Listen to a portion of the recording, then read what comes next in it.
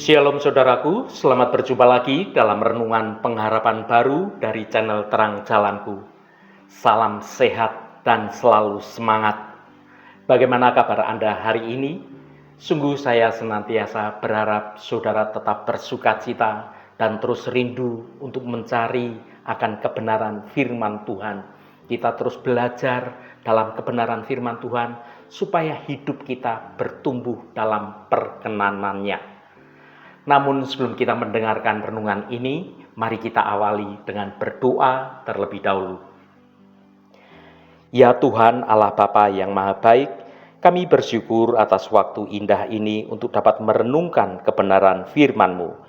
Kami datang ke hadirat-Mu dengan hati yang terbuka, rindu untuk lebih memahami apa artinya hidup sebagai sahabat karib dari Engkau.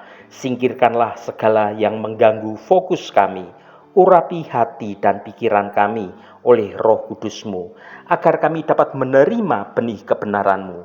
Ajarilah kami untuk berjalan dekat dengan Engkau, menikmati persekutuan yang intim dengan Engkau. Terima kasih Tuhan, dalam nama Tuhan Yesus Kristus kami berdoa. Haleluya, amin. Saudaraku yang terkasih, pernahkah Anda membayangkan bisa menjadi sahabat karib Sang Pencipta alam semesta? Kedengarannya sungguh luar biasa, bukan? Kita mungkin merasa begitu kecil, bahkan terlalu berdosa untuk bisa memiliki suatu hubungan seakrab itu dengan Allah yang Maha Kudus. Namun inilah janji indah yang diberikan kepada kita.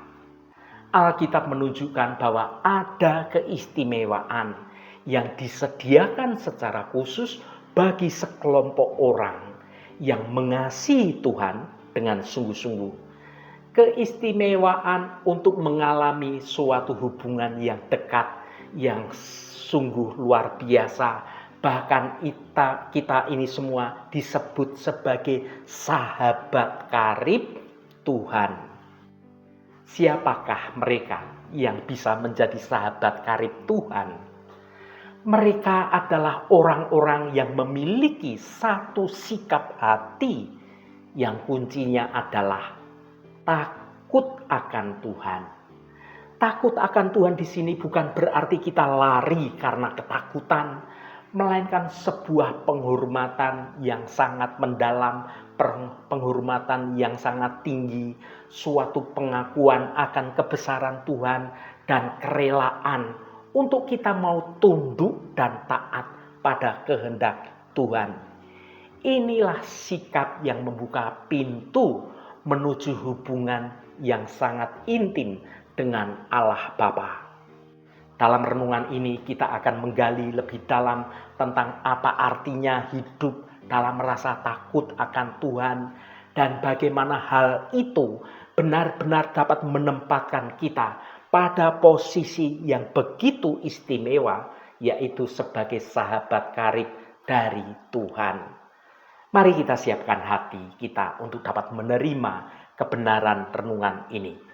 Mari kita baca Mazmur pasal 25 ayat 14. Tuhan bergaul karib dengan orang yang takut akan Dia dan perjanjiannya diberitahukannya kepada mereka. Saudaraku, ayat ini membuka jendela ke dalam hati Allah. Ini bukan sekedar tentang menjadi pengikut atau menjadi hamba Tuhan, melainkan bagaimana kita diundang ke dalam suatu lingkaran persahabatan yang sangat mendalam, yang Alkitab sebut sebagai bergaul karib atau persahabatan yang rahasia. Bagaimana mungkin kita, manusia yang penuh dengan kekurangan, bisa menjalin suatu persahabatan yang demikian akrab dengan Tuhan Pencipta alam semesta ini? Jawabannya terletak pada frasa kuncinya. Orang yang takut akan Dia. Yang pertama, apa artinya takut akan Tuhan? Seringkali kita mendengar kata takut, pikiran kita langsung mengarah pada rasa gemetar, rasa gentar, rasa ngeri, rasa kecemasan. Namun takut akan Tuhan dalam konteks Alkitab itu jauh lebih kaya, jauh lebih mendalam artinya. Ini bukan ketakutan yang membuat kita lari menjauh karena merasa terancam, melainkan suatu ketakutan yang membuat kita lari mendekat dalam hadirat Tuhan dengan penuh perasaan cinta kasih. Takut akan Tuhan adalah yang pertama, penghormatan yang mendalam, mengakui keagungan, mengakui kekudusan, mengakui kuasa Tuhan yang tidak terbatas dan meresponnya dengan kerendahan hati kita. Yang kedua, ketaatan yang penuh kasih. Rasa hormat sedemikian rupa sehingga kita sangat berhati-hati untuk tidak menyakiti hatinya Tuhan dengan dosa-dosa kita atau dengan perbuatan-perbuatan kita yang salah atau kita melanggar perintah-perintah Tuhan. Bukan karena takut kita akan dihukum, tetapi karena cinta kita, karena kasih kita, karena penghargaan kita terhadap pribadi Allah Sang Pencipta. Yang ketiga, menjauhi kejahatan, kebencian terhadap dosa. Karena kita tahu dosa itu memisahkan kita dari hadirat Tuhan dan merusak hubungan kita dengan Tuhan. Singkatnya, takut akan Tuhan adalah sikap hati yang memilih untuk memprioritaskan kehendak Tuhan, memprioritaskan kehadiran Tuhan di atas segalanya. Sikap inilah yang menjadi kunci pembuka untuk bersahabat karib dengan Tuhan Allah Bapa kita. Yang kedua, keistimewaan persahabatan karib. Dalam Mazmur pasal 25 ayat 14, menjanjikan dua hadiah yang tidak ternilai bagi orang yang takut akan Tuhan.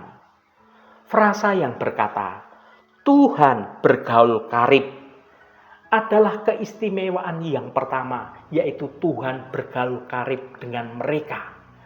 Bergaul karib berarti itu ada suatu keakraban, ada suatu intimasi, ada kedekatan secara emosional. Bayangkan persahabatan Anda dengan sahabat terdekat Anda di dunia ini. Anda itu di depan sahabat karib Anda tidak perlu berpura-pura. Anda dapat berbagi rasa, berbagi rahasia, berbagi perasaan, berbagi suka maupun berbagi duka. Dan kehadiran mereka, sahabat itu, membawa kenyamanan dalam hidup kita. Maka ketika Tuhan bergaul karib dengan kita, artinya yang pertama, kehadiran yang nyata. Kita mengalami kehadiran Tuhan bukan hanya saat kita di gereja, tetapi sungguh-sungguh dalam kehidupan kita sehari-hari. Yang kedua, doa yang intim.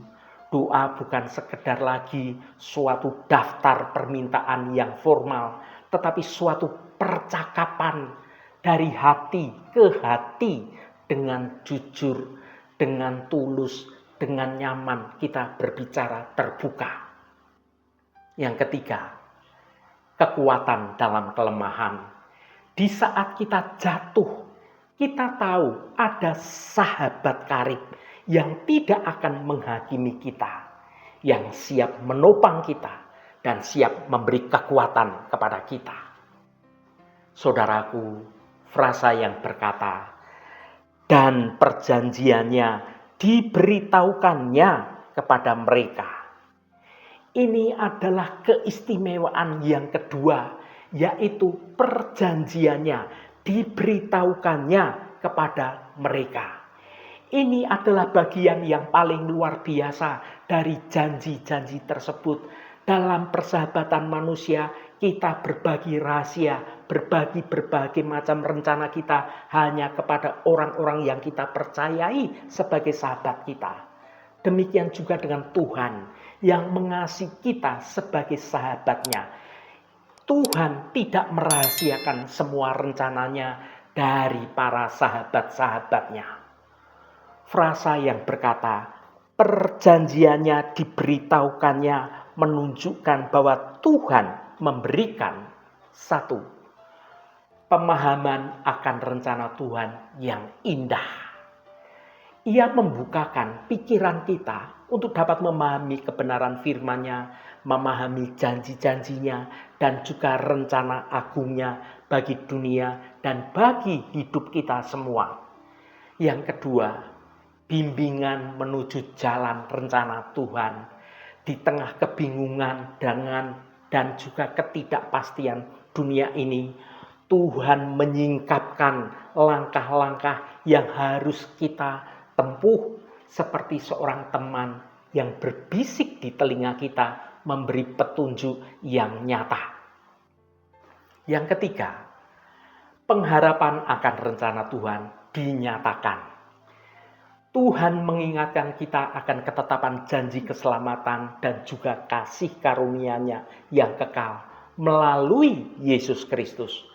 Memberi kita suatu perspektif ilahi di tengah pergumulan duniawi yang semakin berat. Melalui Roh Kudus, Tuhan memberi kita suatu wawasan yang lebih dalam lagi tentang hati, tentang pikiran-pikiran dari Tuhan.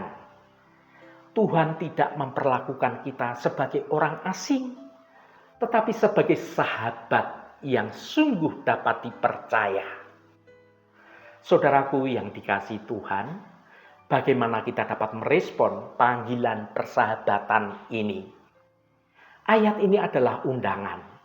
Jika kita merindukan kedalaman hubungan yang luar biasa ini, suatu kedekatan, suatu bimbingan, dan pengungkapan akan janjinya, maka kita harus menanggapi segala panggilan untuk takut akan Tuhan.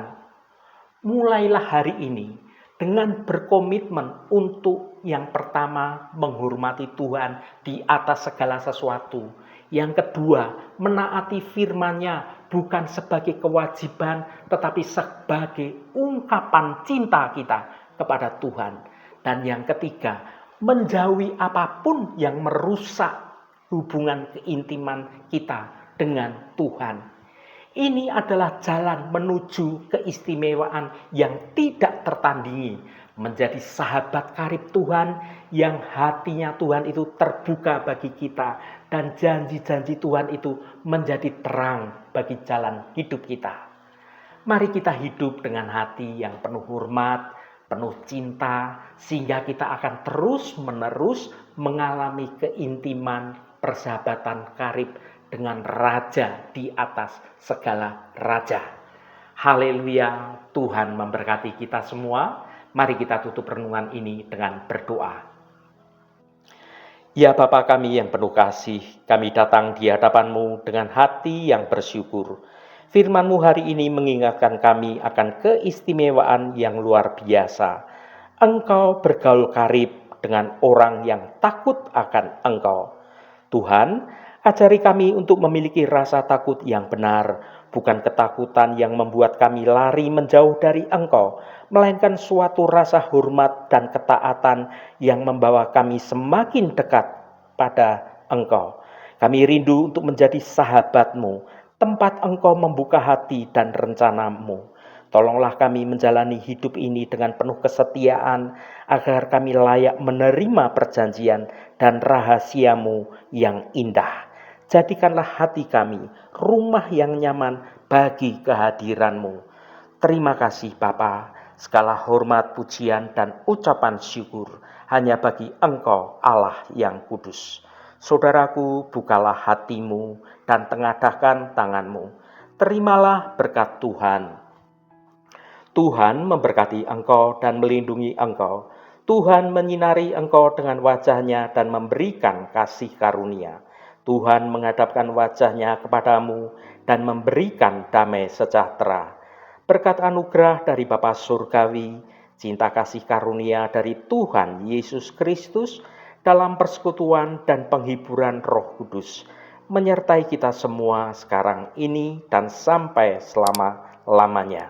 Dalam berkat Tuhan Yesus Kristus, haleluya, amin. Puji Tuhan, saudaraku semua, biarlah melalui renungan pengharapan baru dari channel Terang Jalanku ini, iman kita terus bertumbuh, kita hidup dalam kebenaran Tuhan.